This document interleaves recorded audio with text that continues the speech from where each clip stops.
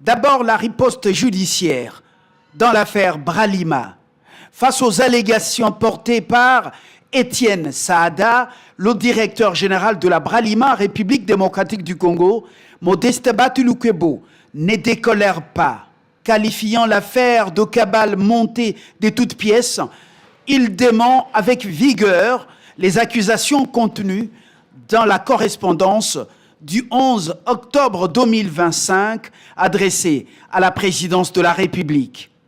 Le deuxième vice-président du Sénat a annoncé avoir déposé plainte devant le procureur général près la cour d'appel de Kinshasa-Gombe pour imputation dommageable, diffamation et dénonciation calomnieuse. Batulukwebo invite la presse à se rapprocher des ministères des Finances et de la coopération régionale pour éclairer l'opinion.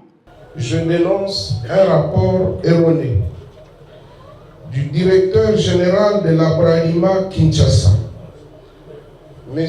Étienne Saada, adressé au directeur de cabinet du président de la République, faisant état de ma qualité d'actionnaire dans une société ayant racheté la succursale de la Bralima Bukavu. Cette information est fausse et infondée et j'ai décidé de saisir la justice pour rétablir mon honneur et ma réputation. Comment peut-on imaginer que moi, qui suis victime des affres de l'agression à l'est de notre pays, où j'ai perdu plusieurs personnes proches et dont tout mon patrimoine est systématiquement ravi, occupé de force par l'AFC M23, soutenu par le Rwanda, y compris ma propre résidence, mes hôtels, mes véhicules, mes immeubles et usines, que je puisse composer avec mes bourreaux. Le paradoxe est que, au moment où nous sommes gravement affectés par cette guerre, des malins, des jaloux, des faux renseignants, des flatteurs et des courtisans s'emploient à me diaboliser à Kinshasa, à me prêter des intentions que je n'ai pas et à m'opposer au chef de l'État, son Excellence Félix Antoine Tshisekedi Tshilombo, qui bénéficie de ma loyauté et de mon apport politique et stratégique. L'ennemi, c'est aussi celui qui monte de faux dossiers pour déstabiliser les personnes qui comptent parmi les piliers des institutions et par ricochet déstabilise les institutions de la République.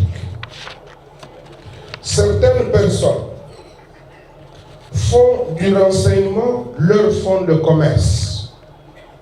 Même lorsqu'elles n'apportent aucune preuve, eh bien, vous les entendez dire, ceux-là, ils ne sont pas avec nous, comme si nous n'étions pas tous des sociétaires de l'union sacrée de la nation.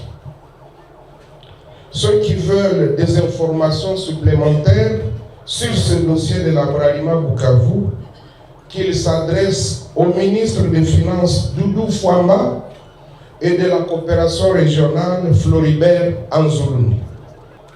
Nous terminons en mettant en garde tous ceux qui passent leur temps à courtiser les décideurs, à stigmatiser certains dirigeants, parmi lesquels les architectes du pouvoir actuel, qu'ils se rappellent du passé récent et qui ne s'exposent pas au retour de la manivelle.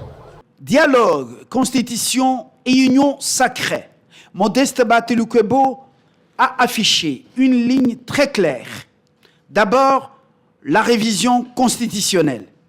L'AFDC reste républicaine.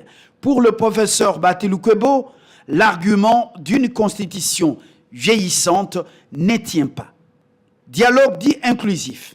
Oui à un dialogue dont les modalités restent à définir, incluant même ceux ayant pris les armes pour une paix durable, a-t-il souligné. Et à propos de l'Union sacrée, membre du Présidium, il rassure sur l'unité de la plateforme tout en déplorant une certaine léthargie qu'il convient de secouer. Enfin, Loka Ojefrem, le leader de la FDC, a pris la défense de William Kazumba, mandataire suspendu, louant ses qualités managériales et dénonçant une procédure irrégulière. Selon lui, il en appelle directement à l'arbitrage du président de la République pour sa réhabilitation.